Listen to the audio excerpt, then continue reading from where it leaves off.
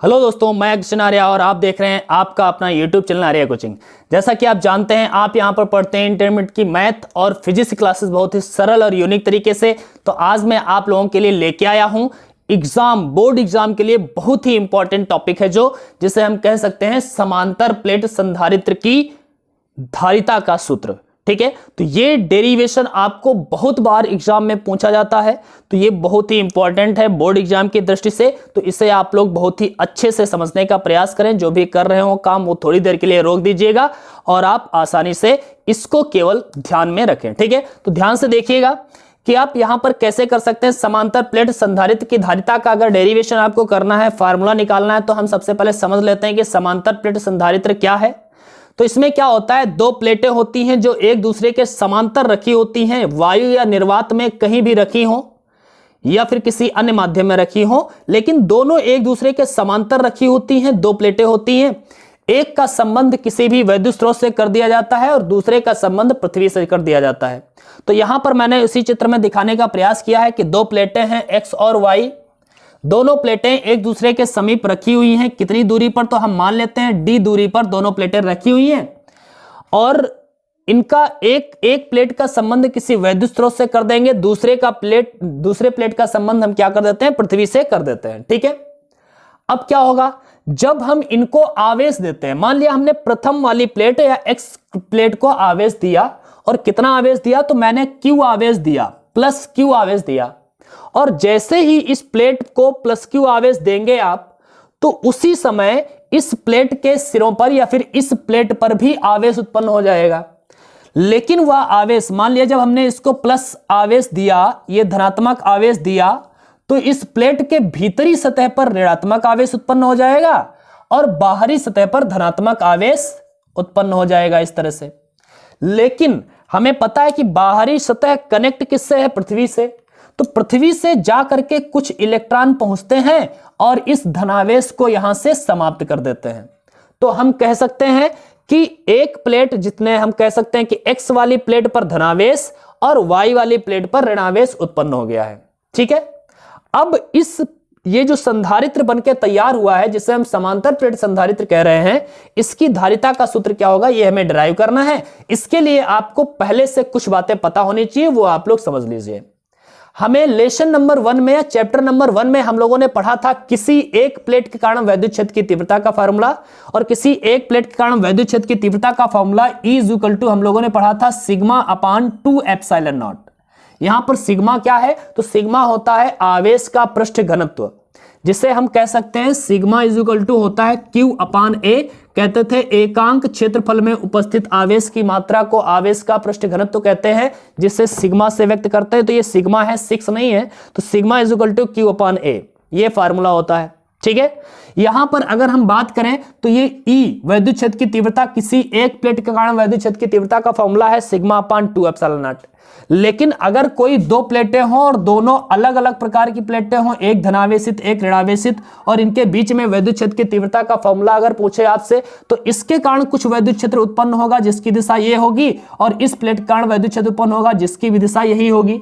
दोनों वैद्युत क्षेत्र की तीव्रताएं जुड़ जाती हैं, तो इन दोनों प्लेटों के कारण वैद्युत क्षेत्र की तीव्रता बीच में कितनी होती है, तो हम कह सकते हैं कुल वैद्युत क्षेत्र की तीव्रता इसके कारण होगी सिग्मा अपान 2 एप्सिलॉन नॉट, और इसके कारण होगा सिग्मा अपान 2 एप्सिलॉन नॉट। दोनों एक ही दिशा में होंगे, जुड़ जाएगा, तो बराबर हो जाएगा 2 sigma upon 2 epsilon not. 2 cancel, तो E बराबर सिग्मा अपान एप्सिलॉन नॉट। ये हो जाता है किन्हीं दो विपरीत प्रकार की आवेशित प्लेटों के बीच में वैद्युत क्षेत्र की तीव्रता कितनी होगी, sigma upon epsilon not. Sigma का मतलब आवेश का पृष्ठ घनत्व, तो जिसका फॉर्मूला होता है Q अपान A। तो यहां पर अगर हम लिख दें तो लिख सकते हैं E = हो जाएगा हमारा Q upon A epsilon not. अगर ये किसी माध्यम में रखी है, K परावैद्युतांक वाले माध्यम में रखी है, तो ऐसी स्थिति में फॉर्मूला बन जाएगा E =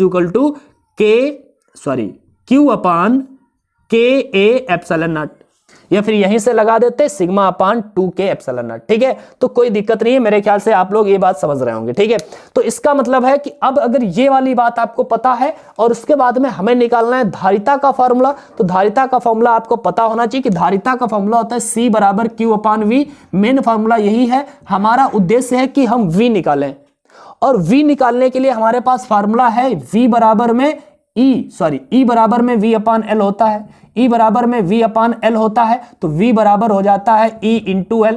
आप समझें जरा, अगर हमें V निकालना है तो सबसे पहले E निकालना होगा, E निकालने के लिए ही हम ये जुगाड़ फिट कर रहे हैं, समझ पा रहे हैं ना। तो इसका मतलब है सबसे पहले हमें E निकालना है, E निकल आएगा तो हम V निकालेंगे, और जब V पता हो जाएगा तो हम C बराबर Q अपान V निकाल करके लगा करके आसानी से धारिता का फॉर्मूला निकाल पाएंगे। ठीक है, तो अब हम लोग क्या समझते हैं, यहां पर हमने देखा समांतर प्लेट संधारित्र है ये हमारे पास, ठीक है, जिसकी दोनों प्लेटों का जो क्षेत्रफल है, मान लिया प्रत्येक प्लेट का क्षेत्रफल है A, प्रत्येक प्लेट का क्षेत्रफल क्या है, तो प्रत्येक प्लेट का क्षेत्रफल A तथा प्लेटों के बीच की दूरी, प्लेटों के बीच दूरी D है।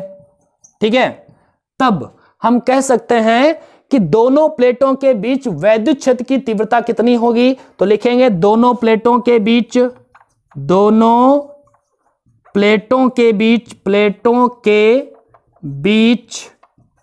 वैद्युत क्षेत्र E बराबर होगा सिग्मा अपान 2 एप्सिलॉन नॉट, नहीं केवल दो प्लेटों के बीच में सिग्मा अपान एप्सिलॉन नॉट। अगर K परावैद्युतांक वाले माध्यम में रखा है ये, तो sigma upon K epsilon naught. Okay, तो ये हमने मान लिया कि दोनों प्लेटों के बीच में वैद्युत क्षेत्र होता है E is equal to sigma upon K epsilon not.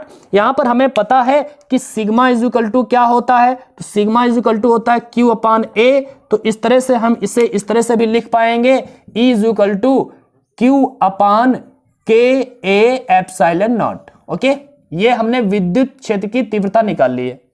हमारा उद्देश्य क्या है, C निकालना, धारिता निकालना। धारिता के लिए उद्देश्य है V निकालना, और V के लिए हमने E निकाला था। अब जब E निकल आया है तो V निकालेंगे, V निकल आएगा तो C निकाल लेंगे, कोई दिक्कत है नहीं। ठीक है, तो E हमने निकाल लिया है, विद्युत क्षेत्र की तीव्रता हमने निकाल ली है। इसके बाद में अब हम लोग क्या करेंगे, वैद्युत मतलब विभवांतर निकालेंगे, V निकालेंगे। तो लिखेंगे दोनों प्लेटों के बीच का विभवांतर, दोनों प्लेटों के बीच का विभवांतर V बराबर क्या होगा, E इंटू L। भाई फार्मूला होता है ना E बराबर V अपान L, तो यहां पर V बराबर E इंटू L, यहां पर L नहीं है बल्कि D है, तो क्या लिख देंगे, V बराबर E इंटू D। V बराबर E इंटू डी, आपको दिखाई दे रहा है ना, तो V बराबर E इंटू डी। इसके बाद में हम E का वैल्यू रखेंगे, तो ये क्या बनेगा, V इज इक्वल टू बन जाएगा, E का वैल्यू रख देते हैं ये सिग्मा, ये वाला Q upon K A epsilon not, और इंटू में ये D हो गया, तो ये हो गया QD upon A epsilon not. ये हो गया विभवांतर का फॉर्मूला। और जैसे ही विभवांतर निकल आता है तो अब हमें कोई दिक्कत नहीं है, हमें क्या निकालना है, वैद्युत धारिता। अब धारिता निकालना है संधारित्र की, तो धारिता संधारित्र की फार्मूला क्या हो जाएगा, अतः संधारित्र की धारिता हम लगा देते हैं, अतः संधारित्र की धारिता C बराबर Q अपान V होता है, यही तो होता है ना, C बराबर Q अपान V। तो ये बन जाएगा C बराबर Q ऐसे रखा रहने दें, V का मतलब है ये हमारा वैल्यू अभी तो निकाला है, इसीलिए निकाला था, QD अपान में KA एप्सिलॉन नॉट। अब भाई KA एप्सिलॉन नॉट पलट के ऊपर जाएगा और यहां से QQ कैंसिल आउट हो जाएगा, तो हम लिख सकते हैं C बराबर KA एप्सिलॉन नॉट अपान में D। ये फार्मूला हो गया समांतर प्लेट संधारित्र की धारिता के लिए, यदि इनके बीच में K परावैद्युतांक वाला माध्यम भरा हो तब। दोनों प्लेटों के बीच में K परावैद्युतांक वाला माध्यम अगर भरा है तो ऐसी स्थिति में C इज इक्वल टू हो जाएगा KA epsilon not upon D। अगर दोनों प्लेटों के बीच में K परावैद्युतांक वाला माध्यम ना होकर के वायु या निर्वात ही हो, ऐसी स्थिति में तो लिखेंगे यदि प्लेटों के बीच वायु या निर्वात स्थित हो, यदि प्लेटों के बीच वायु या निर्वात हो, तब क्या हो जाएगा, C को हम C0 लिखेंगे, C0 is equal to K का मतलब तब तो 1 हो जाता है। वायु या निर्वात के लिए K मतलब परावैद्युतांक का मान क्या होता है 1, तो ऐसी स्थिति में C0 इज इक्वल टू लिखेंगे A epsilon not upon D। तो वायु या निर्वात में वैद्युत धारिता को या संधारित्र की धारिता को C से नहीं बल्कि C0 से व्यक्त कर देते हैं, तो C इज इक्वल टू बन जाएगा A epsilon not upon D। ऐसी स्थिति में अगर हम C और C0 को भाग करें तो क्या होगा, हम ध्यान से देखें, अगर ये समीकरण हम बना दे 2 और ये समीकरण बना दे 3, तो समीकरण 2 को जरा भाग करके देखें समीकरण 3 से, तो हमें पता चलेगा C अपान C0 बराबर में C का वैल्यू क्या है K A epsilon not upon D, और यहां पर C0 का वैल्यू है A epsilon not upon D। सब कुछ तो कट जाएगा, D से D, A एप्सिलॉन नॉट बचेगा केवल K, तो C अपान C0 बराबर K, अर्थात हम कह सकते हैं C बराबर K C0। अर्थात इससे ये पता चल रहा है कि अगर किसी माध्यम मतलब किन्हीं समांतर प्लेट संधारित्र के बीच में K परावैद्युतांक वाला माध्यम भरा हो तो उसकी धारिता बढ़ जाती है, अर्थात K गुनी हो जाती है। मान लिया 5 परावैद्युतांक वाला माध्यम है तो इसकी धारिता 5 गुनी हो जाएगी वायु की अपेक्षा, या निर्वात अगर होता है इसके बीच में तो जितनी धारिता इसकी होती उसकी 5 गुनी हो जाती। अगर परावैद्युतांक का मान 3 है तो धारिता 3 गुनी। तो हम यहां पर यह निष्कर्ष निकाल सकते हैं कि अगर समांतर प्लेट संधारित्र के बीच में कोई K परावैद्युतांक वाला माध्यम रख दिया जाता है तो उसकी धारिता पर क्या प्रभाव पड़ता है, तो हम कह सकते हैं कि इसकी धारिता सदैव बढ़ जाती है, और कितनी हो जाती है, तो K गुनी हो जाती है। बात क्लियर है ना। तो मेरे ख्याल से ये संधारित्र की धारिता का फॉर्मूला आपको पता चल गया होगा। समांतर प्लेट संधारित्र की धारिता का सूत्र मेन ये है C equal to K A epsilon upon D। अगर वायु या निर्वात है प्लेटों के बीच में तो C0 बराबर A epsilon not upon D, और इससे हमें यह पता चल रहा है कि धारिता सदैव बढ़ जाती है यदि K परावैद्युतांक वाला माध्यम रख दिया जाता है। ठीक है, तो मेरे ख्याल से आपको यह डेरिवेशन आपको समझ में आ गया होगा। अगर स्क्रीनशॉट लेना है जल्दी से ले लीजिएगा, और इसके बाद में हम लोग अगली क्लास अगले दिन पढ़ेंगे। लेकिन आज की क्लास बहुत ही अच्छी थी, बहुत ही इंपॉर्टेंट डेरिवेशन है, इसको आप अच्छे से तैयार कर लेना। और मैं कहना चाहूंगा कि अगर आप बहुत ही सारे के सारे इंपॉर्टेंट टॉपिक्स को कवर करना चाहते हैं बहुत ही जल्दी, तो इसके लिए मैंने एक कोर्स बनाया है जो कि आर्या कोचिंग ऐप पर आपको प्ले स्टोर पर मिल जाएगा, या फिर हम इस वीडियो के डिस्क्रिप्शन में भी दे देंगे उसका लिंक, तो आप आर्या कोचिंग ऐप डाउनलोड कर सकते हैं। वहां पर मैंने एक कोर्स लॉन्च किया है, बहुत ही सस्ता कोर्स है, आसानी से वहां पर जा करके आप परचेज कर सकते हैं। उसमें मैंने सारे के सारे इंपॉर्टेंट डेरिवेशन और डेफिनेशंस